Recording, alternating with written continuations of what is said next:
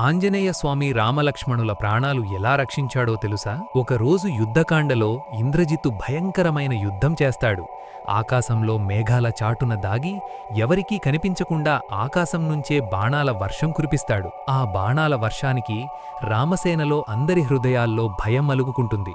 ఆ దాడిలో కొన్ని లక్షల మంది వీరులు ప్రాణాలు కోల్పోతారు. ఆ భయంకరమైన యుద్ధంలో రాముడు లక్ష్మణుడు కూడా నేలపై కుప్పకూలిపోతారు. ఇదే సరైన సమయం అనుకున్న ఇంద్రజిత్తు తన శక్తివంతమైన బ్రహ్మాస్త్రాన్ని ప్రయోగిస్తాడు. కాని హనుమంతుడు మాత్రమే బ్రహ్మాస్త్రానికి కట్టుబడడు.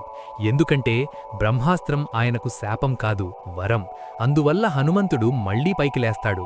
బ్రహ్మాస్త్ర ప్రయోగం అనంతరం యుద్ధభూమిలో హనుమంతుడు మరియు విభీషణుడు మాత్రమే నిలబడతారు.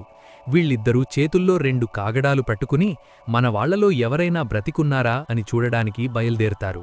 అలా వెళుతూ విభీషణుడు శరీరం నిండా గాయాలతో నేలపై పడిపోయిన పెద్దవాడైన జాంబవంతుడిని చూస్తాడు.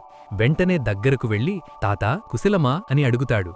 ఆ మాటలు విన్న జాంబవంతుడు హనుమా కుశలమా అని ప్రశ్నిస్తాడు. ఇది విన్న విభీషణుడు ఆశ్చర్యపోయి తాతా రామలక్ష్మణులు కుశలమా అని అడగాల్సిన మీరు హనుమ కుశలమా అని ఎందుకడుగుతున్నారు అని ప్రశ్నిస్తాడు. అప్పుడు జాంబవంతుడు ఇలా సమాధానమిస్తాడు. విభీషణ, నేను పొరపాటున అడగలేదు. హనుమ ప్రాణాలతో ఉన్నాడంటే మనమందరం ప్రాణాలతో ఉన్నట్టే. హనుమ మరణిస్తే మనమందరం బ్రతికున్నా చచ్చిపోయినట్టే. కాని ఒక్కవేళ మనమందరం చచ్చిపోయినా హనుమ ఒక్కరే బ్రతికి ఉంటే మనమందరం మళ్లీ బ్రతికినట్టే. ఎందుకంటే అందరినీ బ్రతికించే శక్తి ఒక్క హనుమంతుడికే ఉంది. అందుకే నేను ముందుగా హనుమ కుశలమా అని అడిగాను. ఫ్రెండ్స్, కామెంట్లో గట్టిగా చెప్పండి జై హనుమాన్ అని.